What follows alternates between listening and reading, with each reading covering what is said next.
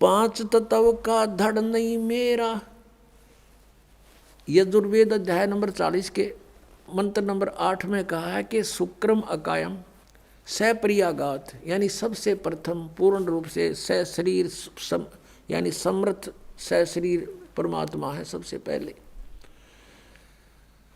और शुक्रम अकायम अवर्णम असनाविरम अपाप विद्यम कबीर मनीषी स्वयंभू परिभू। ओए होए, अब यहाँ ये अज्ञानियों ने एक अकायम शब्द से परमात्मा को निराकार सिद्ध करने की चेष्टा की, लेकिन ये शुक्रम अकायम असनाविरम क्यों लिखे? और फिर स्वयंभू कहा, निराकार है तो स्वयंभू की आवश्यकता थी लिखने की। और अकायम था, अकायम शब्द लिख देते, शुक्रम अकायम असनाविरम अवर्णम। उस परमात्मा का शरीर हमारे जैसे नाड़ी आदि जोड़ जुगाड़ से नहीं बना, और माता के संयोग पिता के संयोग से शुक्र से नहीं बनाइए। शुक्रम अकायम है, शुक्र से बना हुआ वाली काया नहीं है, नाड़ी भी नहीं उस परमात्मा के शरीर में। शरीर हमारे जैसा एक तत्व से बना, नूर से। और वो क्या है? वो कबीर मनीषी, वो कबीर परमात्मा है। मनीषी माने महाविद्वान तत्वदर्शी संत, मनीषी तत्वदर्शी संत। वो कबीर जी स्वयंभू, स्वयं प्रकट होते हैं। स्वयं प्रकट होना फिर निराकार की तरह का, जो स्वयंभू लिख दिया। और परिभू, सबसे पहले प्रकट पुरुष वो परमात्मा है, और अपनी वाणी का ज्ञान देने के लिए यहाँ प्रकट होते हैं। तो यहाँ क्या बताते हैं?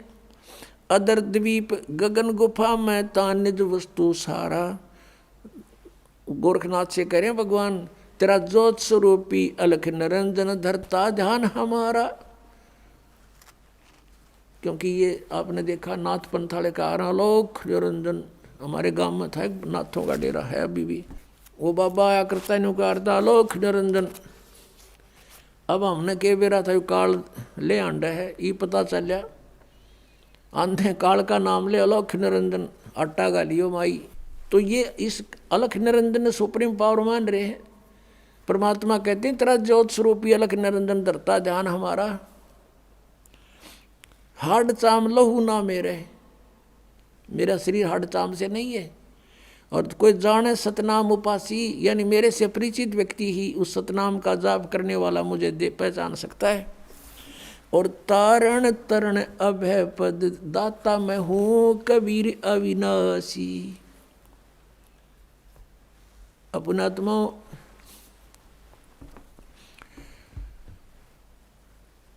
हम पूर्ण परमात्मा सतपुरुष कबीर जी के बच्चे हैं। वो हमारे पिता हैं। हम काल के जाल में फंस गए, और अपने का दुख अपनों को ही होता है।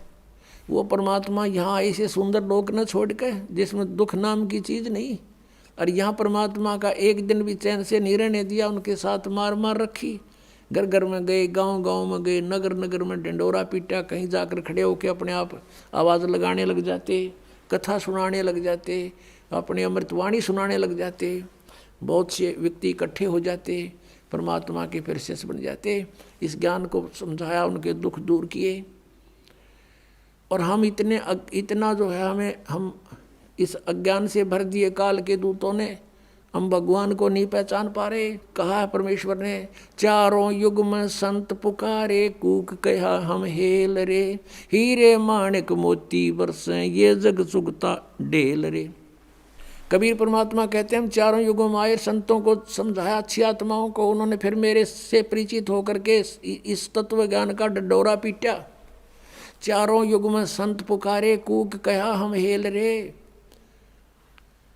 और ये हीरे माणिक मोती बरसें ये जग सुगता ढेल रे। तत्व ज्ञान रूपी अमृत और मोती बरसा रहे हैं, हीरे लाल पन्ने हम बरसा रहे हैं सत साधना रूपी। और ये शास्त्र विरुद्ध साधना और अज्ञान रूपी ज्ञान को ग्रहण करके डले ढो रहे हैं।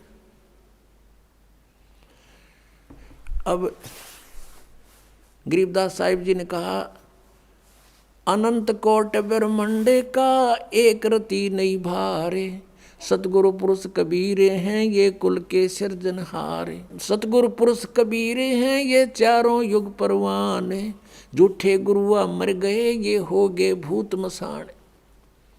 अब आपने शिवदयाल जी की दशा देख ली, भूत बनकर अपनी शेषा बुक्की में प्रवेश।